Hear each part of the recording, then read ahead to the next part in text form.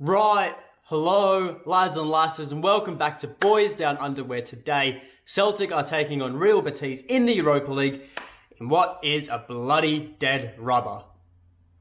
Mad. Before we go any further though, please remember to like the video and subscribe to the channel. It's the best way to help support the channel grow, and I would appreciate it massively. But without further ado, let's get into it. So, Celtic are hosting Real Betis in a dead rubber. Does this match mean anything? You know, you have the bragging rights argument, you have the $535,000 payday argument, you have the coefficient points argument, but at the end of the day, I don't think Ange really cares about any of that at the moment. Because if not played tactically, if we don't play this match in a smart way, Celtic are going to be putting extra unnecessary minutes on our star players, and that's going to increase the risk of injury, as we all are aware. And right now, the last thing Celtic need are extra injuries, because at the end of the day, $535,000 is not going to solve your injury crises. More on that later though. Running into the match, and Celtic are guaranteed a Conference League spot. That's after we had a heartbreaking defeat to Leverkusen in the last round. But we've been undefeated since October. So that's a plus side in the league, I must add, in the league. Now, as for Real Betis, they have secured a Europa League knockouts, the knockout round. They beat Ferencvaros while we lost to Leverkusen, so that sealed their fate. And they currently sit third in La Liga, so they are in some red-hot form at the moment. I think their most recent, or one of their most recent results, was a 1-0 win against Barcelona. So hats off to them for that. And yeah, they're doing well at the moment, Real Betis. They are doing well. Now, as for injuries and suspensions, and both teams are without, I'd say, a host of players, but both teams have players serving suspensions. Real Betis are out with Nabil Fekir, the FIFA rat himself. And you've also got Claudio Bravo, Montoya, Sabali, and Camarasa. They're all out with injury. Forgot to mention, Fekir's out with suspension. Serves him right. As for Celtic, and we will definitely be resting players, but the players, we have got players out with injury. So, you know, you've got the Julien, you got the Karamoko, you got Giacomakis, and you got Jota. I don't know why I said all of them in the completely wrong accents of where they're from. But, you know, it is what it is. And so they're all out with injury. Ralston and Stephen Welsh, both with doubts, but they should be ready to go. I think it's a 99% assurity that they would be fit enough to play the match. So that's great to hear. But interestingly, something you guys may not be aware of is that Cameron Carter-Vickers will be out. He cannot take a part in this match, so probably a good thing for his knee to rest that. But also, the reason for this is that he actually has gotten 3 yellow cards during the group stages, which accumulates to a red card suspension for the next match. So he cannot play this match regardless. So into the lineup prediction we go, with all this news in the back of our minds, and I can see this being a significantly weaker Celtic squad to what we've been playing in the recent weeks. So honestly, I'm going to be real with you guys. I've never lied to you guys, and I don't plan on doing it. I have no clue at all what Ange is going to play. I have no clue whatsoever. If I knew, I would be predicting it. I can make assumptions of some players that I think will get a start. But at the end of the day, this is one of those games where you just can't predict anything, because I'd say it's a 95% accurate. I think it's 95% certain that you'll get at least one player wrong in your lineup prediction, because this match is going to be all about squad rotation. We all know this, and I think he's going to do a mix of first team players with fringe players to give them some minutes, and also to give first team players some more minutes, especially the ones who are coming back from injury. So look, what I'm going to do this week, I think it's going to be a 1 week only, 1 match only. I'm going to predict and make assumptions of what I think Ange will play, and then I'm going to make assumptions of players I want to see play, players I'd be excited to see in the Celtic lineup.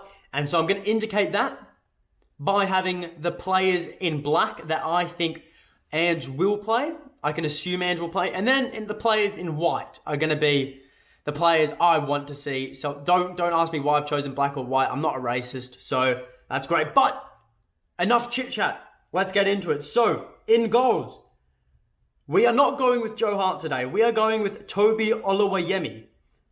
And as you can see, he is in white. So that is a player I would love to see start for Celtic. Then at right back, we've got Josip Juranovic. I think he will get another game in. I think Ange will be reluctant to play Ralston straight away. Then as the two centre-halves, I'm going with Stephen Welsh and Carl Starfelt. I think Starfelt is going to be in there to provide some experience in the back line. And I think Welsh will be there to get some more minutes for him, just in case, something happens to Carter Vickers. Then at left back, I'm going with Liam Scales. And Liam Scales, as you can see, is in white.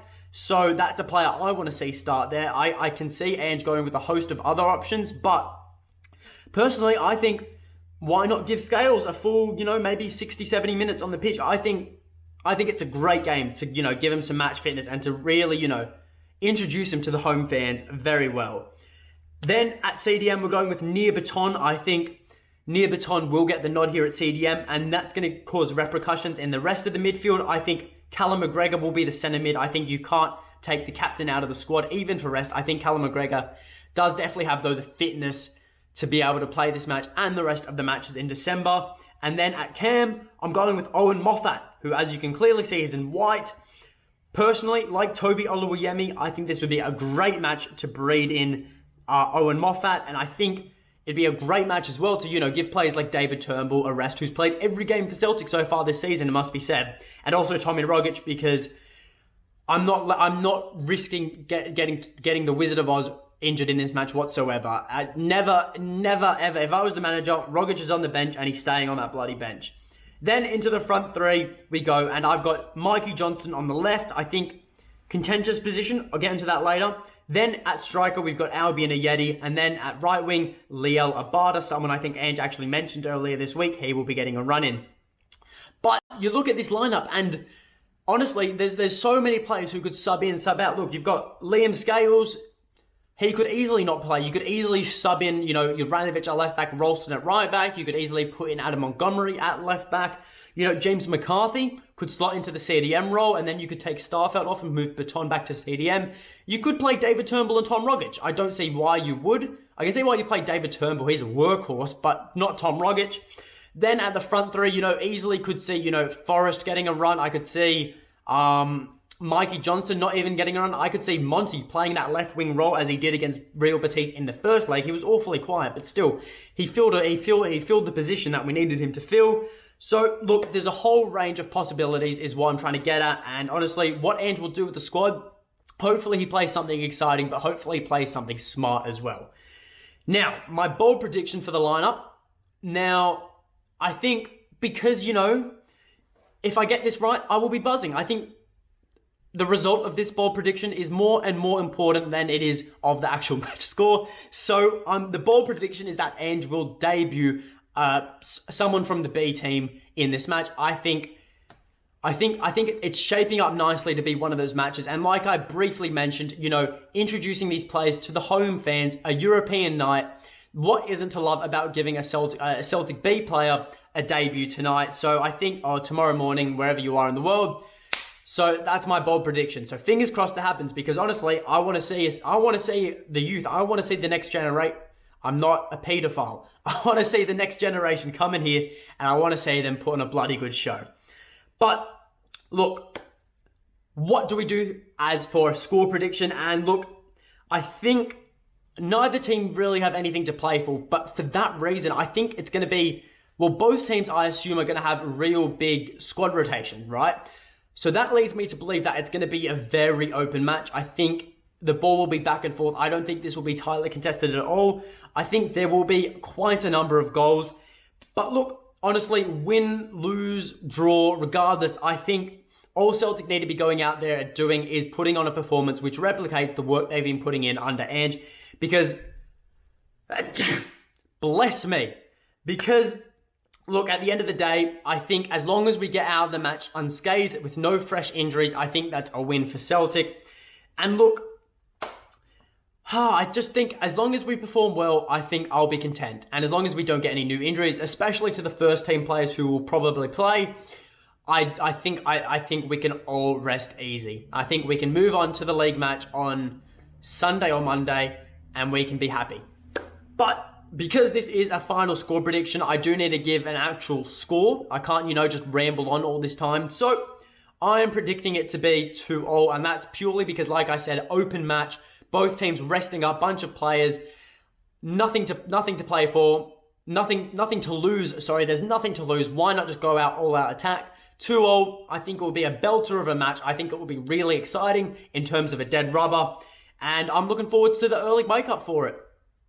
But that is all from me. So remember to leave your score prediction in the comments below. Remember, and this time as well, leave what player from the B team you'd want to see get their Celtic debut.